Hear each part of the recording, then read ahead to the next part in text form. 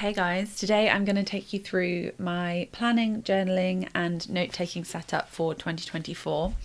I used to just use digital apps to organise, and to be honest I did it really quite badly because I would use one and then I'd get bored with it and it wouldn't quite suit my needs, so I'd switch to another one and then I'd start using that and it wouldn't quite fit my needs, and then I'd switch to another one, and so it would continue and all of my stuff would just end up everywhere.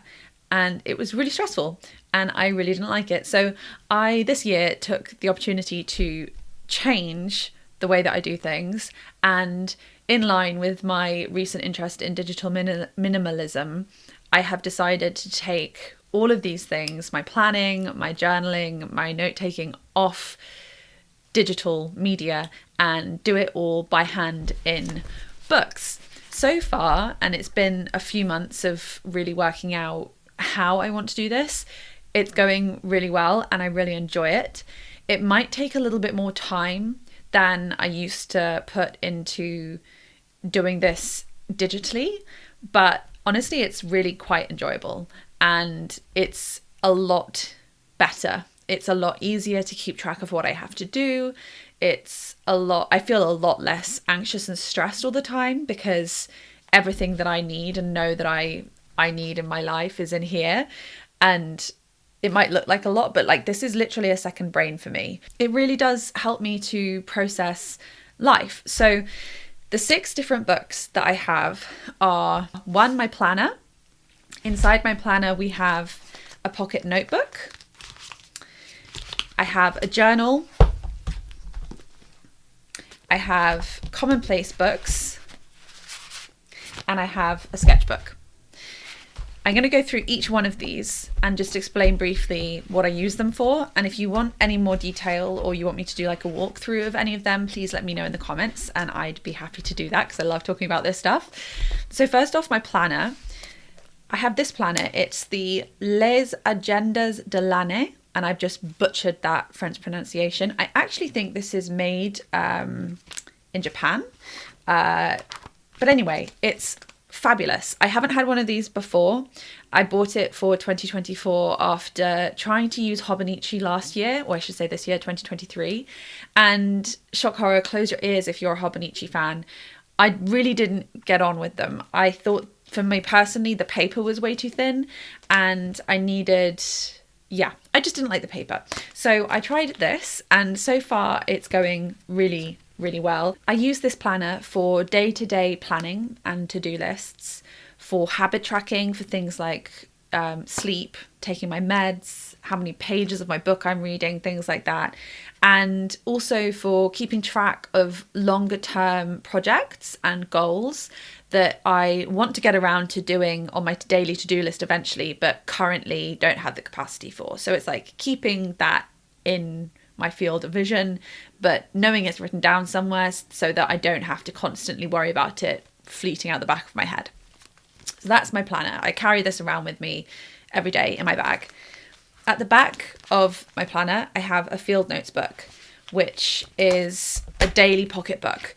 What I mean by this is basically it's something that alongside my planner, I carry around with me every single day, and it acts as a place to brain dump all of the thoughts, the ideas, the inspiration, the things that I read somewhere or hear somewhere or, a friend tells me about and I want to remember. I write them all down in here as it's happening throughout the day.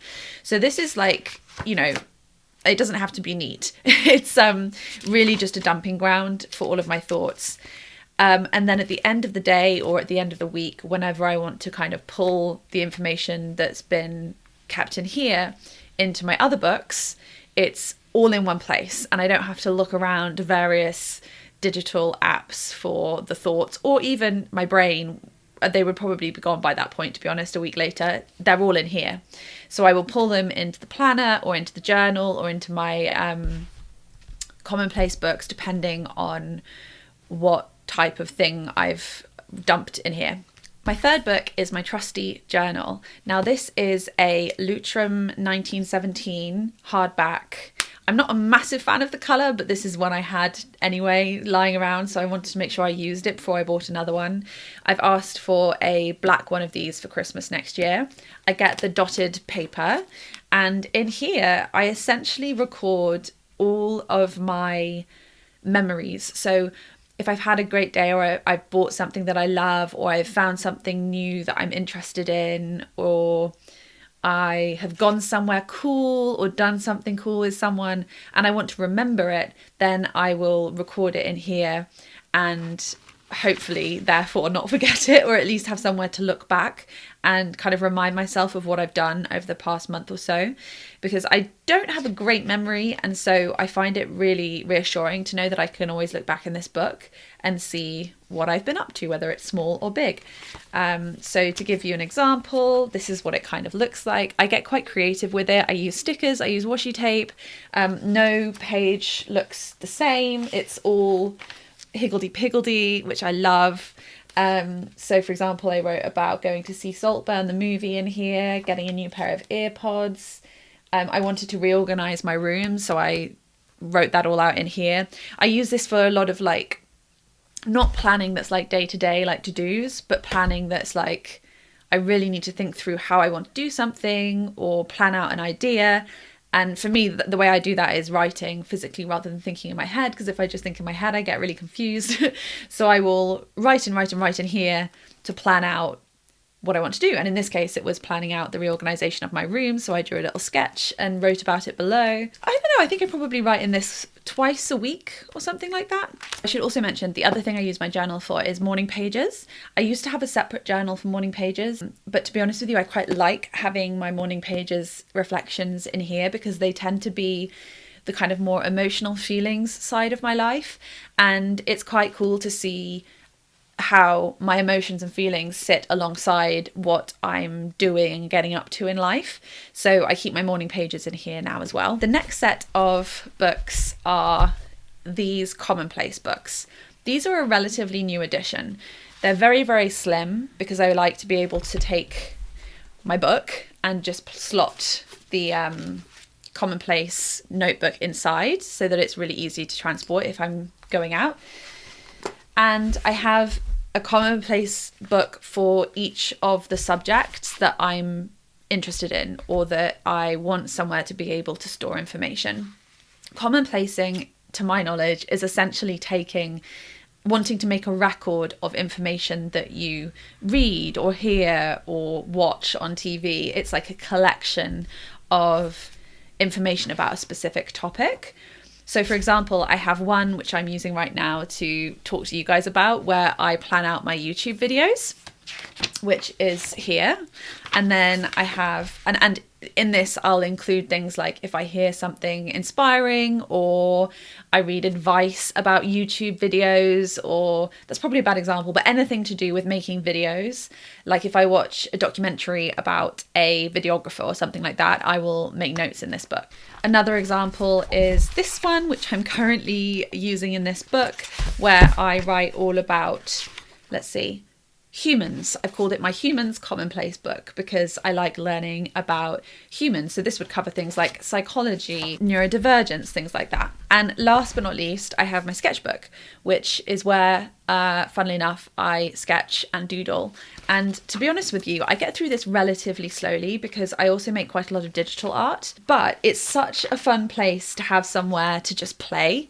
And I really value just getting this out when I'm stressed and being able to just like make silly little drawings.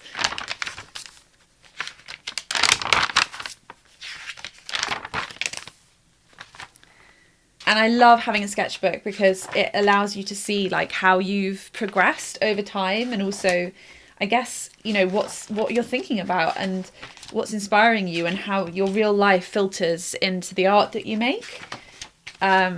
So I absolutely love my sketchbook, and that's it. So yeah, let me know if you want me to go into any more detail or walkthroughs of any of these books, notebooks.